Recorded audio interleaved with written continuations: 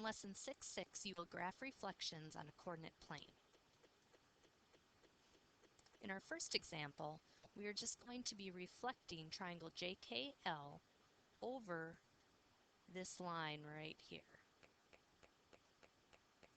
To do that, we're going to take point J, and instead of being 1 point to the right, it's going to be 1 point to the left. So we're going to label that J prime.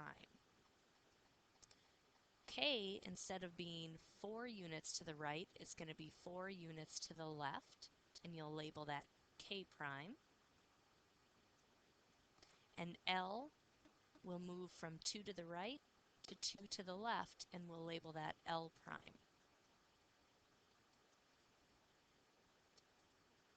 When you connect those 3 points to make your triangle, it should be congruent to your original triangle, but it should be a reflection over this line. So if I were to imagine folding on this line, these two triangles would match up perfectly. The next thing we're going to do is we're going to reflect a figure over the x-axis. The x-axis I have in red here. We're going to start by plotting the points for the ordered pairs.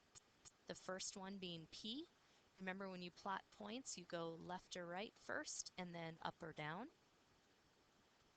So for P, I'm going to go to the left 3 and up 4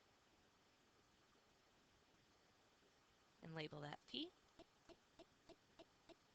For Q, you're going to go to the right 4 and up 2.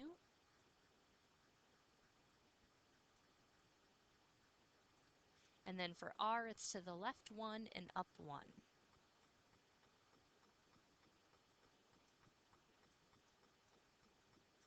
We're going to connect those with lines.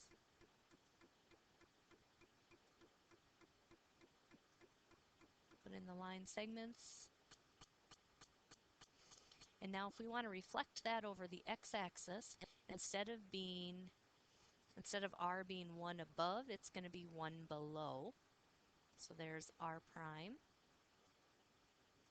P, instead of being 4 above, is going to be 4 below.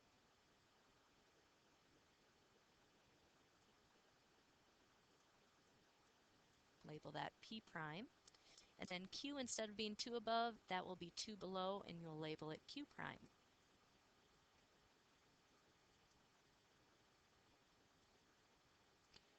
Now when we connect them, we should have a triangle congruent to the original, but reflected over the x-axis. Now we're going to go ahead and write down the ordered pairs for P prime. P prime is at -3, -4.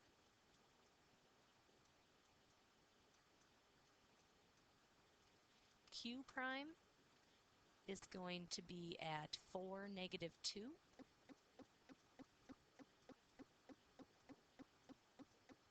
And R prime is going to be at -1, -1. If you notice, when we compare our new points to our old ones, the x values stayed the same, -3, 4, -1. But the y values changed to the opposite. 4 became -4, 2 became -2, and 1 became -1. That's because we're reflecting it over the x-axis. So instead of being above, it's going to be below by that same number.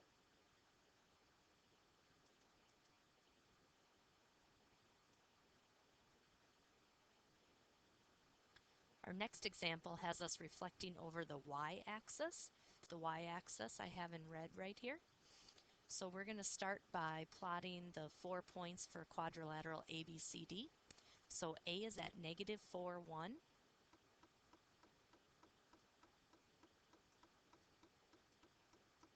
B is at -2, 3. So we're going to go to the left 2 and up 3.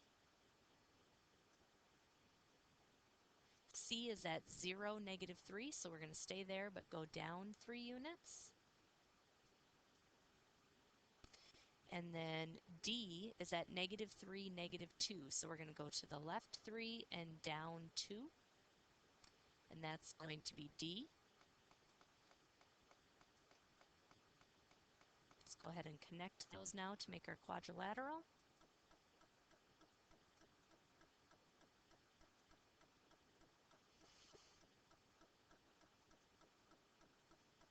Now when I reflect that, A, instead of being 4 to the left, it's going to be 4 to the right, and we'll label it A prime.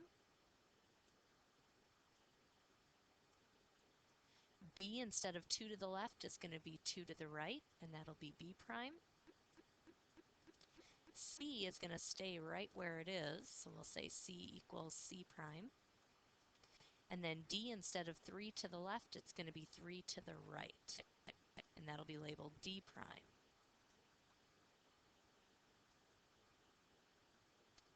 Now when we connect these, we will have a quadrilateral congruent to our original, but reflected over the y-axis.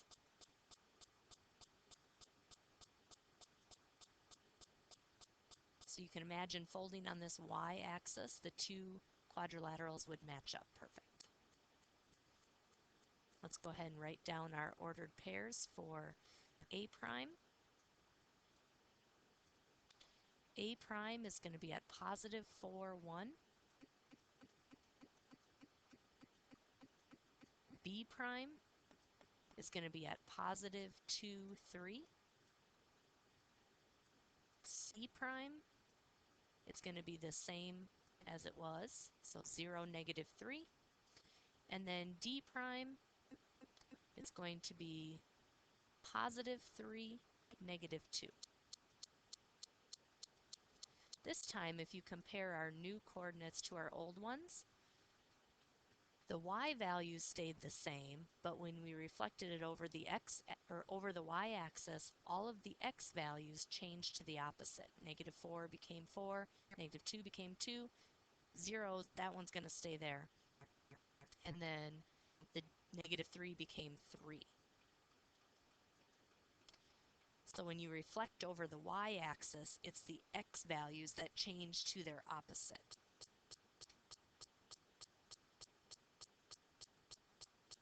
You may want to pause the video and try these last two on your own. We're going to start out by graphing triangle FGH. F is 1, negative 1, so to the right 1 and down 1.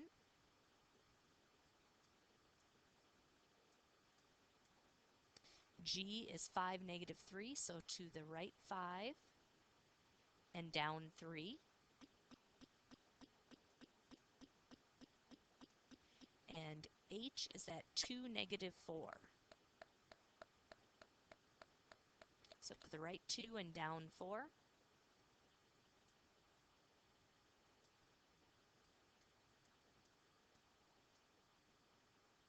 Now we're going to go ahead and connect those.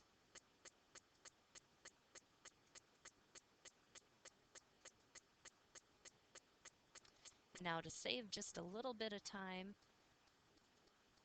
while you copy that down, I'm going to copy it over to the next example once I get this back to the right spot.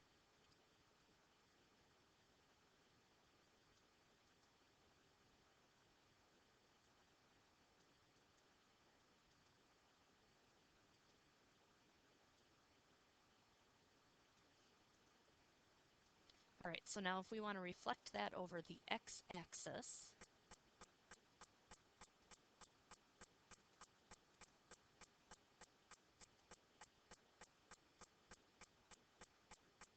and over the y-axis, drawn in my reflection line so you can see it. We're going to start with the x-axis. F prime, instead of 1 below, it's going to be 1 above. H, instead of being 4 below, it's going to be 4 above.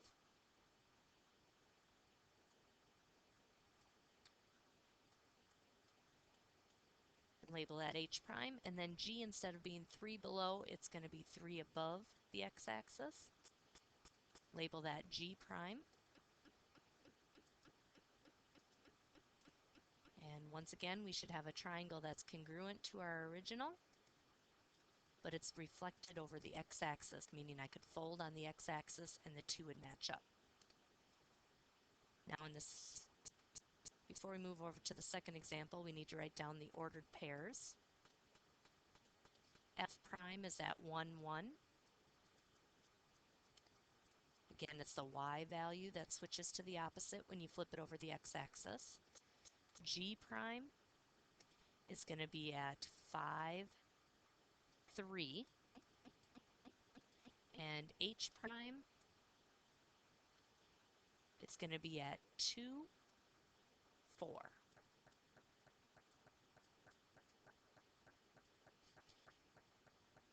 Now if we're going to take that original triangle and reflect it over the y-axis, f, instead of being 1 to the right, it's going to be 1 to the left. So label that f prime. H is going to be 2 to the left instead of 2 to the right. Label that h prime. And then G, instead of being 1, 2, 3, 4, 5 to the right, it's going to be 5 to the left.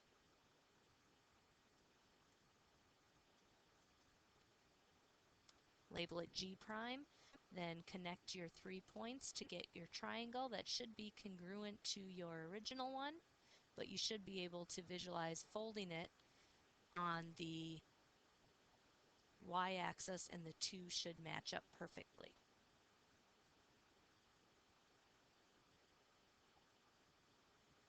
Now let's quickly write down our ordered pairs. F prime is at -1, -1. G prime is going to be -5, -3. And H prime is going to be -2, -4. When you flip it over the y-axis, it's the x numbers that change to the opposite from the originals.